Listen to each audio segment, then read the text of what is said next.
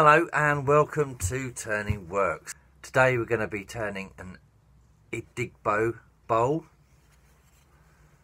That's how you spell it, just in case you're wondering. This is a 6.5 by 4 inch size piece of wood. Got a bit of a problem though, I haven't got a drill. So I'm going to use a method shown by Furtado to establish a ring for my chuck.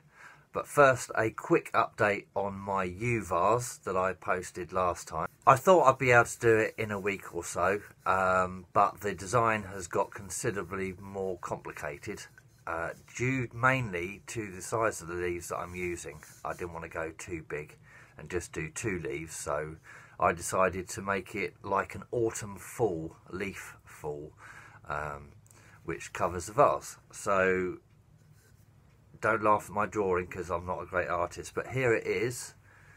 This is the U-vase, all nicely finished and everything, but these are all the leaves that I'm going to be carving out in relief. So that is actually going to take me, I reckon, a few weeks. So what I'll probably do is give you a quick update at the beginning of each video, and then we move on to the project. Today's project is going to be this piece here. To start with, as I say, I haven't got a drill. I'm not going to be able to get a wormwood screw on there, and I'm not going to be able to put a faceplate on there. Well, I would, but I can't find my hand screwdriver either, so it's a bit of a nightmare at the moment.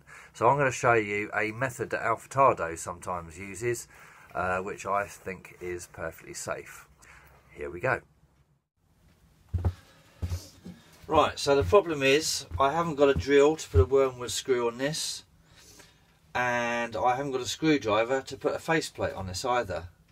So how the heck am I gonna get this sorted? Well, Furtado has shown me one way. You just basically open up the jaws a little bit, you mark the centre point of the blank, and then you literally just force it against the chucks. So let's just put that in here. So just sort of make sure it's, but of course that will be perfectly flush. Now I can't actually, that is a lot of pressure to move that bowl away from the chuck, and I'm not exaggerating, that is very tight. So I'm just going to do one more turn and then tighten this up while I'm turning that. Right, so that should be perfectly okay. I won't be going too mad with the speed anyway, so it's not gonna, I'm not gonna go over 2,000 revs or anything. This is going to be quite slow, about 600. All we're going to do is establish a place in here to put our chuck. Right, now I happen to know that to expand the chuck into a mortise, I need the mortise to be 69mm. Don't ask me how I remember that, I just do. So we're going to mark it on here.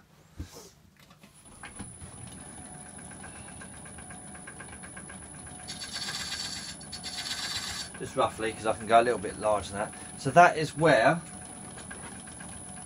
the mortise, first mortise, is going to be. So we're going to do one on either end. I've moved the rest out. I'm going to be using this parting tool in a negative rake position, basically because I can't get in there very easily. Just lightly.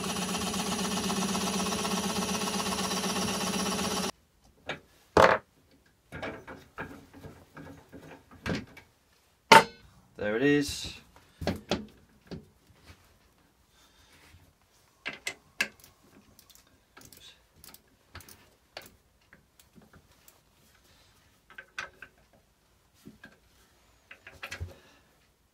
Don't forget, if it's got 3 holes, use them.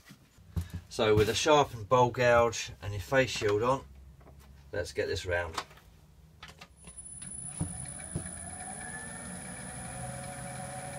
That's about 800 revolutions a minute.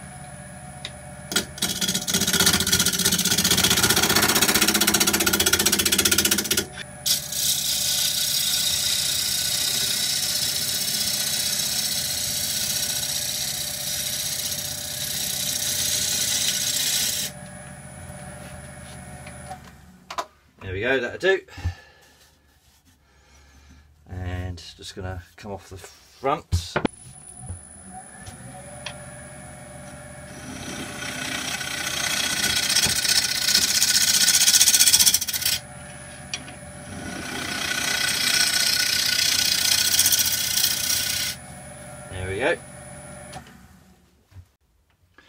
Okay, let's establish a mortise in this end, and then we can start shaping, and then we can spin it round for hollowing.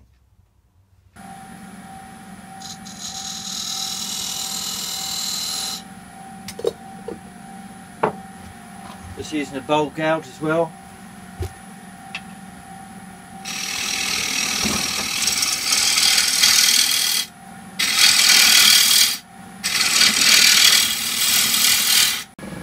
I'm turning about 1700 revs here. Let's practice a push cut.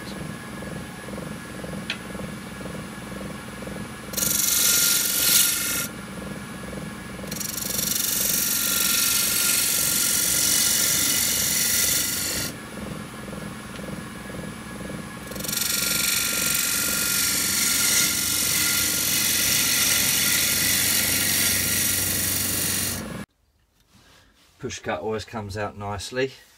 Well, if you look, as long as you've got a sharp tool, that is. Right, let's play with the shaping with the pull cut now.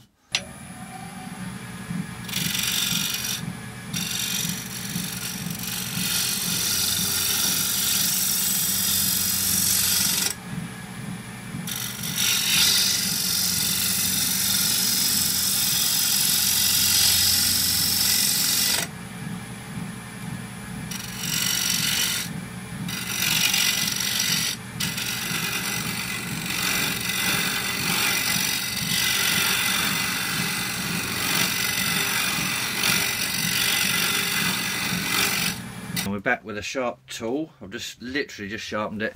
Let's try and get rid of some of this, because this is really horrible. I'm not enjoying this at all. It's very dusty, very dry wood.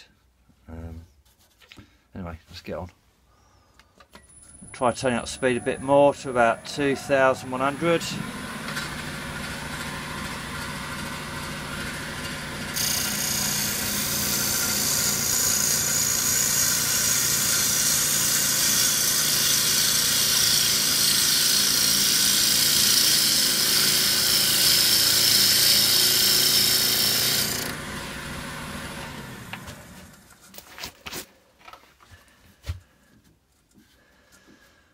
Yeah, so it has helped. Still horrible wood though. I don't like this wood at all. I'm just going to sort of try and shape this into a bit more of a round shape, because this is horrible. I don't like anything about this at the moment. The only thing I like is a tenon on the bottom, and that's only because it's the right size. Hopefully you can see the shape there. I'm just not enamoured with it at all. It's just not. It's not what I want at all. It's not what I like at all. So let's make it a different shape.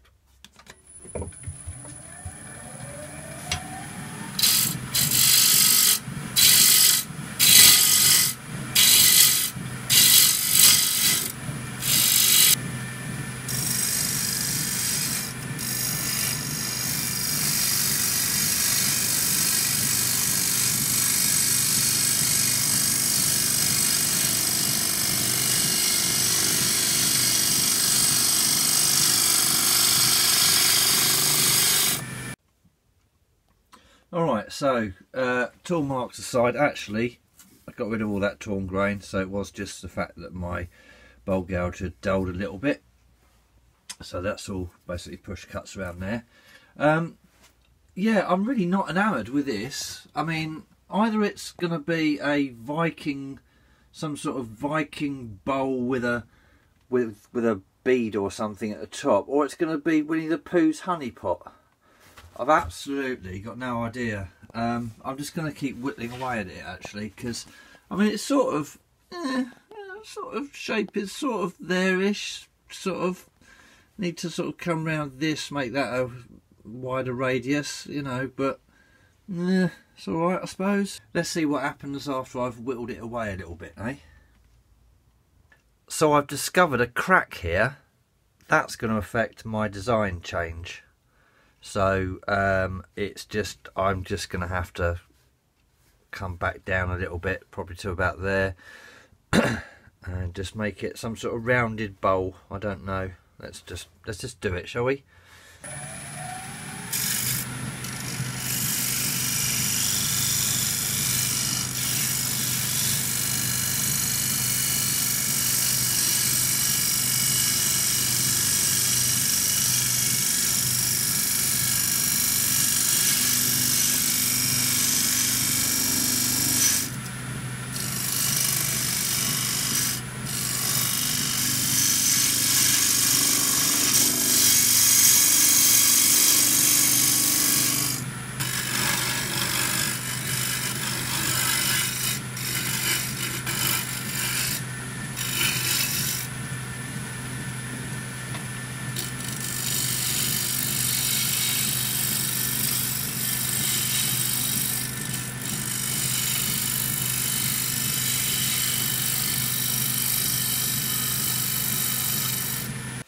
Right, so I've sanded to 400.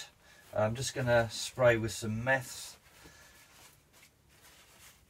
to clean out the pores of all the dust.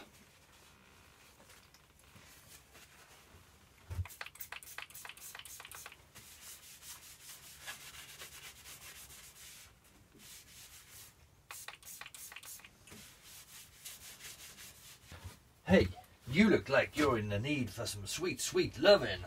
Yorkshire Grit with Templeboy Turnings Park Saver. Woo! Right, here we go. Oh, I'm going to put far too much on this, but I don't care. Oh, look, I can drop that on the floor. It's not going to get any shavings on that at all. Ha! Here we go. Put it on. Now I've already got 2 coats of sanding sealer on this baby. So I'm just putting the Yorkshire Grit on. You can actually feel it working when you're putting it on. It's superb stuff. But it's just like, you think of it like a conditioner as well, because it's got the oils and it's got stuff in there that's all lovely for your wood. So there we go. A nice coating. And on about 500 revolutions a minute. Using the same bit of cloth as you used before. Just work that pumice, work that in there so it breaks down, and these are finer grit. And work that in. Now I'm going to turn it up a bit, so crank it up, doing about 1,000 there. Grit's getting tiny, and get rid of all those minuscule scratches. So get a fresh bit of towel.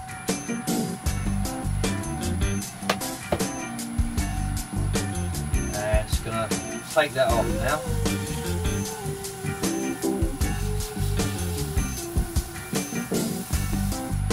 See it's coming off there, look, with my fingers.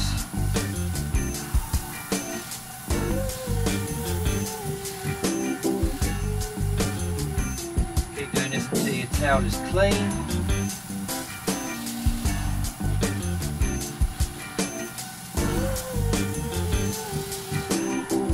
Still there, look.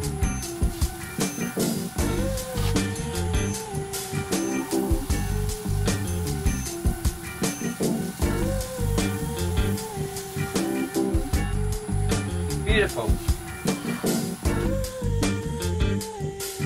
So that's all the Yorkshire Grit off there now. Mostly, apart from in there. But that's going to be coming off later anyway. So there we go. Beautiful. I feel like using some of the old-fashioned wood wax 22 today. So let's get that on.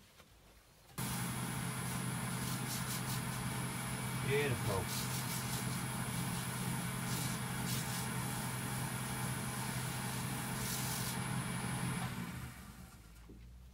So there we go, it's got a nice shine on it. Now I'm going to use the Hampshire Sheen microcrystalline wax. Put this on while the lathe is still. The same thing again, you don't need loads.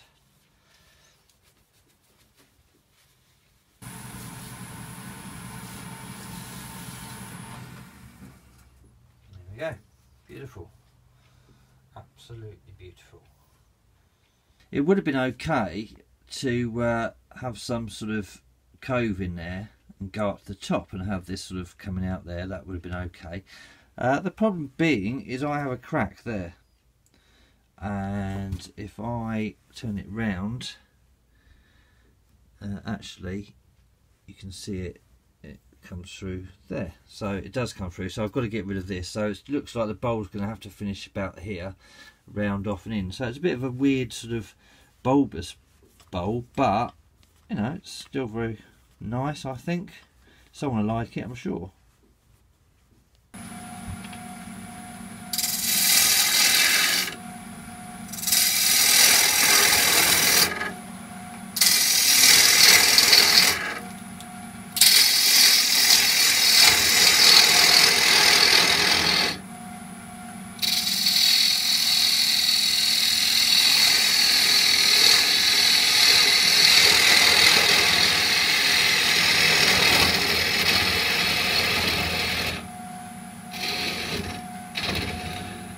when I'm hollowing, I like to just, luckily I can turn the head round a bit, so it just means I can get in a little bit easier.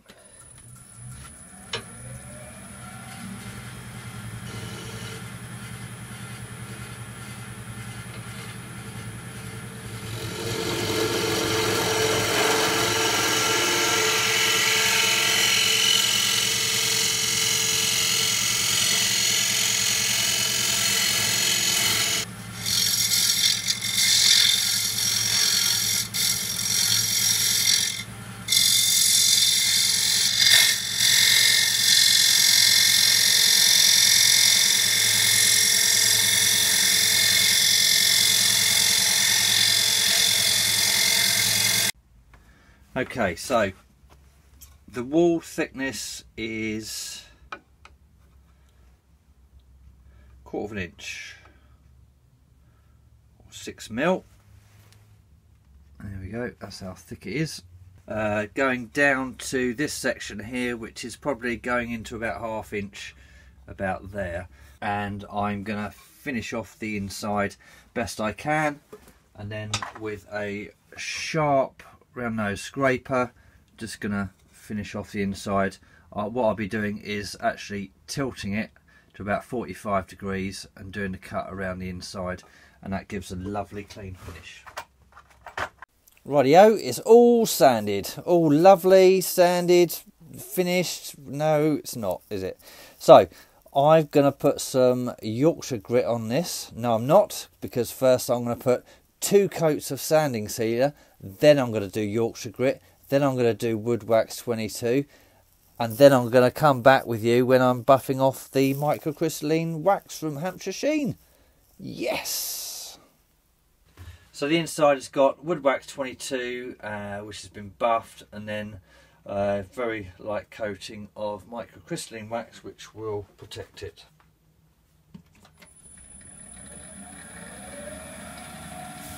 Put a little bit around the outside. Just around the lip.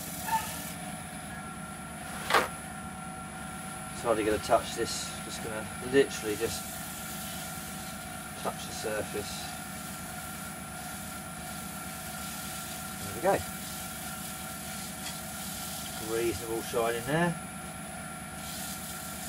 It's not gloss, so I don't expect anything too much, but there we go. So that is a bowl finished. I'm not happy with it.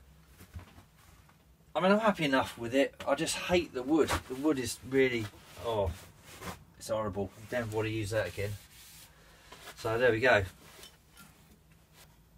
That has the grip sheet inside.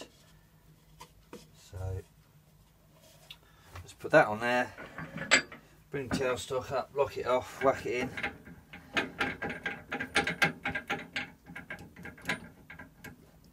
There we go, a little bit of pressure, and now we're ready to take that off. Nice sharp spindle gouge, only doing about 800.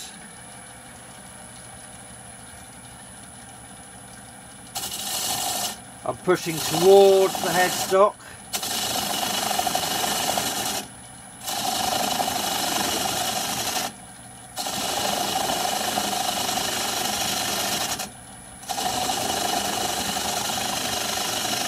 Just nice gentle cuts.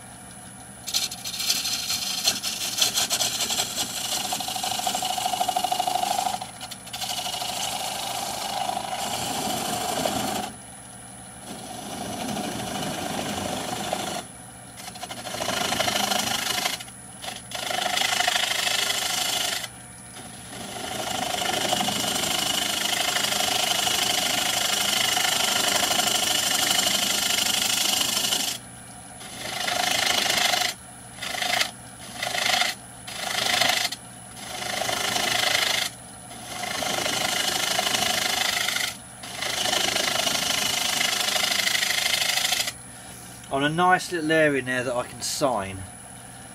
So this is going to be like a sort of foot within a foot.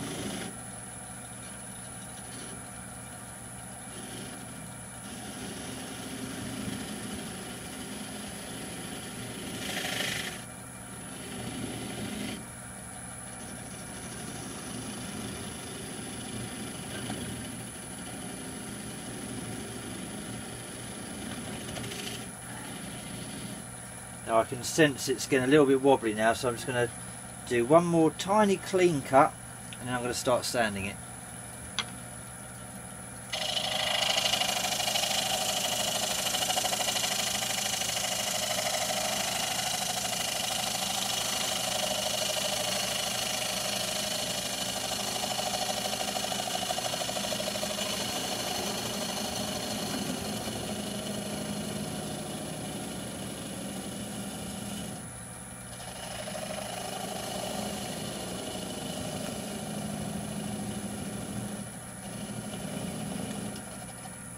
Whoops. See, slightly too far. It's okay, it's not too bad. Got my foot within a foot, but that is loose now, so that will come off. And we just sand the bottom off. So let's take this off. Undo that, back that off.